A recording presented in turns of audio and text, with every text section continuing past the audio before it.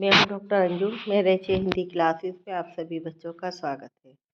बच्चों, आज हम पढ़ेंगे आधुनिक हिंदी कविता की विशेषताएं, प्रवृत्तियां यानी विशेषताएं।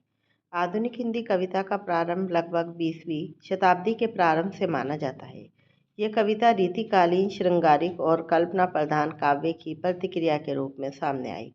आधुनिक कविता ने जीवन के यथार्थ परिस्थितियों, सामाजिक समस्याओं और मानवीय संवेदनाओं को अपना विषय बनाया। इस विचार, बौद्धिकता और संवेदना का संतुलित संतुलित रूप दिखाई देता है। आधुनिक हिंदी कविता की प्रमुख प्रवृत्तियां निम्नलिखित है। अब आधुनिक हिंदी कविता का प्रारंभ कब से माना जाता है? 20वीं शताब्दी के प्रारंभ से। ये कविता रीतिकाल में श्रृंगार और कल्पना प्रधान काव्य के रूप में सामने आई थी। आधुनिक कविता ने जीवन में क्या आधुनिक कविता में और रीतिकालीन कविता में क्या अंतर रहा? इसमें आधुनिक कविता में जो समाज में जो तत्कालीन परिस्थितियां थी, उनके ऊपर साहित्यकारों ने अपनी लेखनी चलाई। समाज में जो समस्याएं दिखाई दे रही थी, उन समस्याओं को उजागर किया। मानव की जो संवेदनाएं थी, उन्हें अपना विषय बनाया। इसके बाद है विशेषताएं। यथार्थवाद। विशेषताओं में पहली विशेषता है यथार्थवाद। यथार्थवाद, जैसे कि आपको इसके नाम से ही पता चल रहा, जो वास्तविकता है वो साहित्यकारों ने दिखाई। आधुनिक हिंदी कविता की सबसे प्रमुख प्रवृत्ति यथार्थवाद है। कवियों ने कल्पना की दुनिया से बाहर निकलकर समाज के वास्तविक जीवन की कविता में स्थान दिया। आपने पढ़ा रीतिकालीन कवि पढ़ा, आपने भक्तिकालीन कवि पढ़ा, आदिकालीन कवि पढ़े। सब में कहीं में कल्पना थी, कहीं में श्रृंगार रस की प्रधानता थी। तो अलग अलग विषयों पर अपनी साहित्यकार अपनी विचार प्रस्तुत कर रहे थे और कल्पना का सहारा ले रहे थे। लेकिन आधुनिक काल की जो प्रवृत्ति थी, विशेषता थी, वो थी यथार्थवाद। जो कुछ वास्तव में समाज में हो रहा है, चाहे वो गरीबी हो, चाहे वो भूख हो, चाहे वो शोषण हो, या मजदूरों की दुर्दशा हो, सामाजिक विषमता हो, उसका सुंदर चित्रण किया गया। कभी समाज की कठोर सच्चाई से कभी भी मुंह नहीं मोड़ता। स्वदेश प्रेम और राष्ट्रीय चेतना। आधुनिक कविता में देशभक्ति की भावना अत्यंत प्रबल रही। कवियों ने प्राचीन भारत की पीड़ा, राष्ट्रीय अपमान और स्वतंत्रता की आकांक्षा को स्वर दिया। जनता को जागरूक कर राष्ट्रीय एकता, त्याग और बलिदान की प्रेरणा दी गई। राष्ट्रवाद आधुनिक कविता का एक महत्वपूर्ण स्वर है। यानी कि जब तक हम अपने देश से प्रेम नहीं करेंगे, अपने देश के विषय में नहीं सोचेंगे, तो हम एक सच्चे और अच्छे भारतीय कैसे हो सकते हैं? और ये हम सच्चे और अच्छे भारतीय बनने के लिए राष्ट्रीय चेतना और देश प्रेम दोनों ही बहुत आवश्यक है। राष्ट्रीय चेतना भी वही है और देश प्रेम भी वही है, क्योंकि हाँ, उस समय अंग्रेज़ों के शासनकाल था और अंग्रेज़ों की उस दुर्दशा, अंग्रेज़ों के अत्याचार के कारण भारतीयों की दुर्दशा हो रही थी। उसके ऊपर साहित्यकारों ने, जब कवियों ने अपनी लेखनी चलाई, कवियों ने जो अपनी कविता लिखी, उसके माध्यम से समाज को जागरूक किया। तो स्वदेश प्रेम, राष्ट्रीय चेतना आधुनिक कविता का प्रमुख स्वर रहा। तीसरा है सामाजिक चेतना।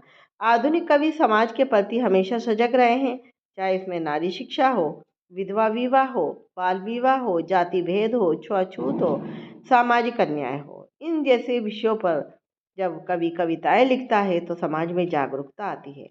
कवियों ने सामाजिक कुरीतियों पर प्रहार किया। जो समाज में त्रुटियां हो रही थी, कुरीतियां हो रही थी, बुराइयां हो रही थी, उन पर कवियों ने अपनी लेखनी चलाकर उसमें सुधार की भावना को प्रोत्साहित किया। इसके बाद है विभिन्न साहित्यिक वादों का प्रभाव। आधुनिक हिंदी कविता में छायावाद, प्रगतिवाद, प्रयोगवाद, नई कविता आदि अनेक साहित्यिक वादों का प्रभाव दिखाई दिया। वाद का मतलब है जैसे छायावाद हो गया, प्रगतिवाद होगा, प्रयोगवाद हो गया, नई कविता। इनको प्रभाव आधुनिक कविता में दिखाई दिया। इन वादों के माध्यम से कविता में नवीन विचारधाराएं, प्रतीकात्मकता और प्रयोग वैचारिक गहराई दिखाई देने लगी। इसके बाद है पांचवा, मानवतावादी दृष्टिकोण। अगर मानव मानव की संवेदना को नहीं समझेगा तो वो मानव नहीं, पशु निरा है। आपने सुना होगा, एक कवि ने कहा भी है जो मानव नहीं वो जिसमें मानवता नहीं वो पशु के समान है। आधुनिक कवि मानव को सर्वोपरि मानता है। मानव कल्याण, मानव गरिमा और मानवीय संवेदना का चित्रण इस कविता की विशेषता रही है। कवियों ने मनुष्य को सबसे सुंदर और महान प्राणी माना है। इसके बाद है गीति काव्य की प्रधानता। आधुनिक कविता में गीतात्मकता का सुंदर विकास हुआ। कवियों ने अपने भावों को मधुर संगीत में यानी कि लय से पढ़ना। आपने देखा होगा जो कविता आप नॉर्मली सुनते हो तो वो उसमें आपको इतना इंटरेस्ट नहीं आता जितना आप जो लय से होती है, ट्वीन से होती है, जिसमें म्यूजिक होता है, उसमें सुनने में आपको बड़ा इंटरेस्ट आता है। तो मधुर संगीत में और संवेदनशील गीतों के माध्यम से व्यक्त किया गया भावनात्मक गहराई और लयात्मकता आधुनिक गीतों की पहचान है। लयात्मकता मतलब लय से गाना। नारी के प्रति दृष्टिकोण। आधुनिक कविता में नारी को अब मात्र भोग्या न मानकर सम्मानीय, सशक्त और स्वतंत्र व्यक्तित्व के रूप में प्रस्तुत किया गया। नारी के अधिकार, उसकी पीड़ा, उसकी आत्मसम्मान को प्रमुखता दी गई। इसके बाद ये 8वीं हेडिंग है प्रकृति चित्रण। आधुनिक कवियों ने प्रकृति को संवेदनात्मक दृष्टि से देखा। प्रकृति के सौंदर्य के साथ साथ उसमें छिपे भावों और प्रतीकों का चित्रण किया गया। प्रकृति मानव जीवन से जुड़ी हुई दिखाई देती है। मतलब उन्होंने इस तरह के उदाहरण प्रस्तुत किए जैसे किसी भी पौधे की कोंपल है तो जैसे उसको बता दिया क्या, नारी का हाथ। जैसे पीले पत्ते हैं, पीले पत्ते झड़ रहे, उससे जोड़ दिया नारी। व्यक्ति की पीड़ा के मानो प्रकृति आंसू बहा रही है, पीले पत्ते गिराकर आंसू बहा रही है। इस तरह से प्रकृति को मानव के जीवन से जोड़कर कविताएं लिखी गईं। इसके बारे में सांस्कृतिक समन्वय।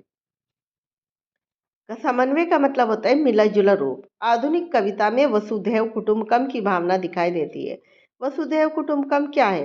वसुधा पृथ्वी को कहते हैं, कुटुंब परिवार को कहते हैं। जब हम एक ही परिवार को, पूरी पृथ्वी को एक ही परिवार मान ले तो वो होता है वसुधैव कुटुंबकम।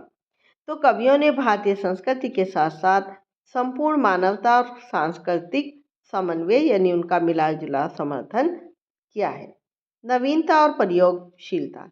आधुनिक कविता में नवीनता की खोज है। मैंने आपको बताया इससे पहले कि कल्पना के आधार पर, श्रृंगार के आधार पर, इस आधार पर कविताएं लिखी जाती रहीं। लेकिन नई कविता, आधुनिक कविता में नवीनता की खोज की गई। कवियों ने जो वो घिसे पिटे विषय थे उन पर लेखनी नहीं चलाई, उन पर कविताएं नहीं लिखी। उन्होंने नई विषयों, नई शैलियों, नए शिल्प, नए उदाहरणों का प्रयोग किया है। परंपरागत ढांचे को तोड़कर कविता को आधुनिक जीवन के अनुकूल बनाया गया। परंपरागत जो पहले से चली आ रही हैं, जो परंपरा रही है, जिस परंपरा पे, जिस लीक पर चलकर सारे कवि कविता लिखते रहे हैं, उससे हटकर उन सभी ढांचों को तोड़कर कविता को नया रूप दिया, आधुनिक रूप प्रदान किया गया। प्रेम और सौंदर्य की नई दृष्टि। आधुनिक कविता में प्रेम को शुद्ध, पवित्र और आत्मिक रूप में प्रस्तुत किया गया।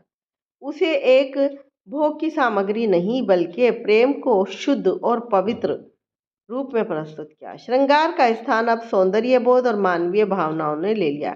जहाँ श्रृंगारिक कविताएं लिखी जाती थी, अब वही कविताएं मानवीय भावनाओं से जोड़कर सौंदर्य बोध से प्रभावित होकर लिखी गईं। बौद्धिकता की प्रधानता। आधुनिक कविता में कल्पना की अपेक्षा, जैसे मैं आपको पहले भी बता चुकी हूँ, पहले कल्पना के माध्यम से, श्रृंगार के माध्यम से ज़्यादा कविताएं लिखी जाती रहीं, परंतु इस युग में आधुनिक कविता में कल्पना की अपेक्षा बौद्धिकता यानी कि सोच कर, समझ कर, अपनी बुद्धि को चलाकर, अपनी बुद्धि से निर्णय लेकर कविताएं लिखी गई, उसी को अधिक महत्व दिया गया। कवि ने जो कविताएं लिखी वो परंपरागत रूढ़ियों पर नहीं लिखी, उन्होंने तर्क के आधार पर, सोच समझ कर, विचार करके समाज को चेतन करने के लिए, समाज को जगाने के लिए इस माध्यम से अपने भाव को प्रकट किया है। इसके बाद अगली हेडिंग भाषा की सरलता। आधुनिक हिंदी कविता की भाषा खड़ी बोली रही है। ये जो खड़ी बोली है सरल है, सहज है और जन सामान्य की भाषा। जन सामान्य का मतलब होता है जो आम जनता है, साधारण जनता है, वो भी जिस भाषा को समझ सके। कठिन शब्दों को आम जनता, सामान्य जनता नहीं समझ पाती, तो इस युग में, आधुनिक युग में सामान्य मनुष्यों की लिखी भाषा में ही काव्य रचना की गई जिससे कविता जनता के निकट आ जाए, यानी कि जनता तक पहुंच जाए और जनता को उसे समझने में आसानी हो।